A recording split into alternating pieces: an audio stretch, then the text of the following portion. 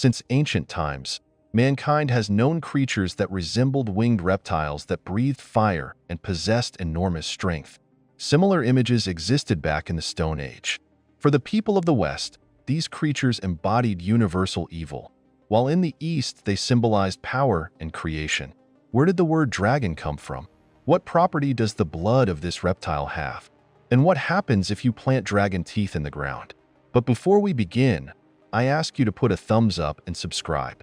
For me, this is a huge motivation to make videos more often and more interesting.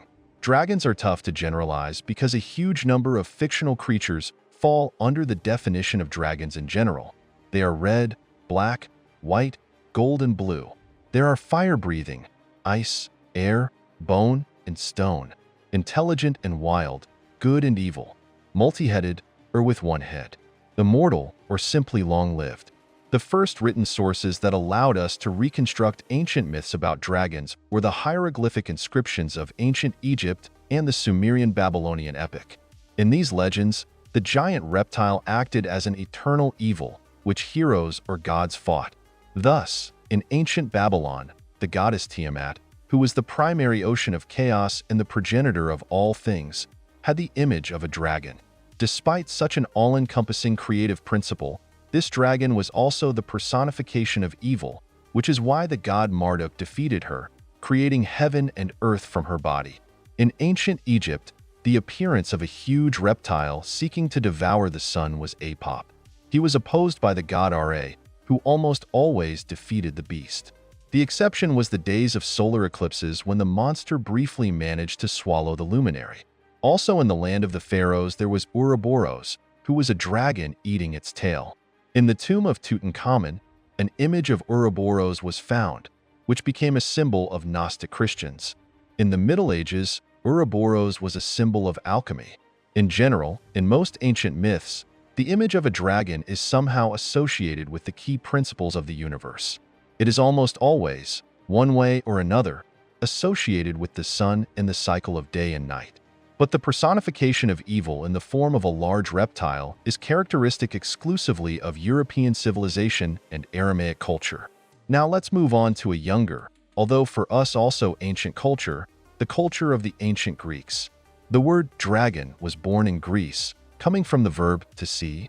In Greek mythology, the dragon had the appearance of a huge snake, often had not one, but several heads at once, like, for example, the Lernaean Hydra.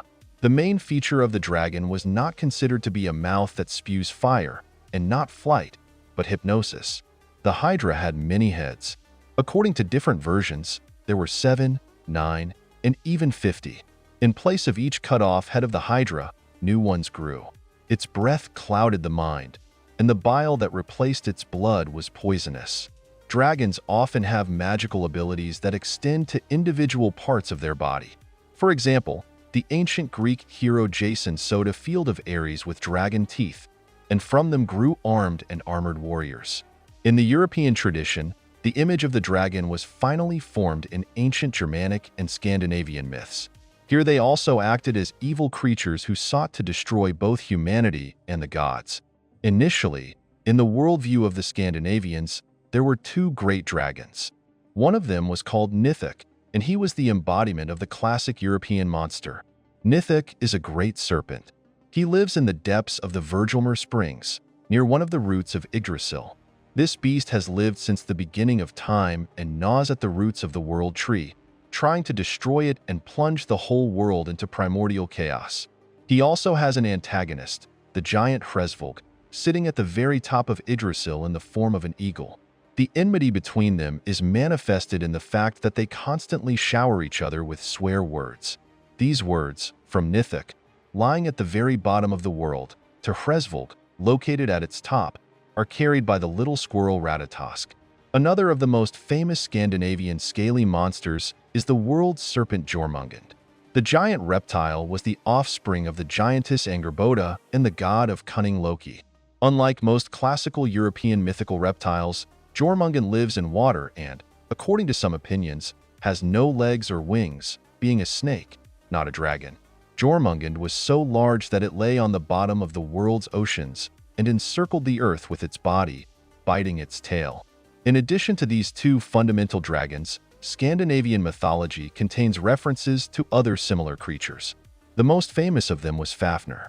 According to legend, Fafnir was previously a man. He was destroyed by the thirst for wealth, and only then did he take the form of a terrible beast to guard the stolen and plundered gold. It was from the image of Fafnir that the stereotype was formed that dragons sleep on gold and guard it. Elder Edda tells how, having accidentally tasted a drop of the dragon Fafnir's blood, the hero Siegfried learned to understand the language of animals. But this was far from the only magical property of dragon blood. After killing Fafnir, Siegfried wet his skin with the dragon's blood and became invulnerable. However, a small area of his skin remained unwashed with blood and remained vulnerable, as a result of which this oversight cost the hero his life. The image of the dragon took root firmly in northern Europe. Scandinavians decorated the prows of their ships with dragon heads, which is why they were called drakar. It was believed that such stems would scare off enemies and, in particular, various monsters inhabiting the ocean. European interest in dragons reached its peak between the 11th and 13th centuries. In the medieval bestiary, which is a treatise on real and mythical animals, there is an image of the earliest European dragon. If dragons have a homeland, it is China. Dragons have appeared throughout Chinese history, and their images decorate ceramics of the Neolithic and Bronze Ages. In the Eastern countries, dragons went in a completely different direction than in Europe. This is probably explained by the remoteness of the Eastern countries from Greece, where the ancient culture originated. The very fact of the existence of these creatures in Asian and Eastern mythologies is most likely associated with the discovery of dinosaur bones and their erroneous identification. One way or another, dragons in the East were not even called dragons. Their most famous Chinese name is Luan. In Japan, the dragon is called Ryu, in Korea, Yan, and in Vietnam, Long. In the East, the dragon was a symbol of wisdom and prosperity. It personified water and rain. In the Celestial Empire, the blue dragon Luan was a symbol of the emperor. The traditional Eastern dragon holds a flaming sphere in its front paw. Somewhere it is said that this is a pearl that gives it power over the weather. Other sources say that it is simply a dragon egg.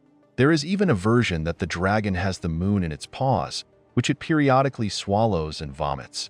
A dragon fighting a tiger or a phoenix represents the yin-yang sign, the duality of all things. The Chinese believe that dragons are the ancestors of special dragon-like creatures that are unlike humans. Dragons are said to be intelligent creatures that can have both a good nature and patronize people, and a rather evil character. Such dragons, called chia, traditionally lived in the hills.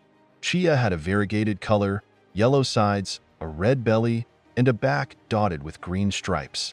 The dragon is associated with the water element, and its power was called upon during dry periods to cause rain. Dragons or sea dragons lived in the depths of the ocean. Underground dragons were guardians of treasures. They were considered the most earthly and occupied the lowest rung in the dragon hierarchy.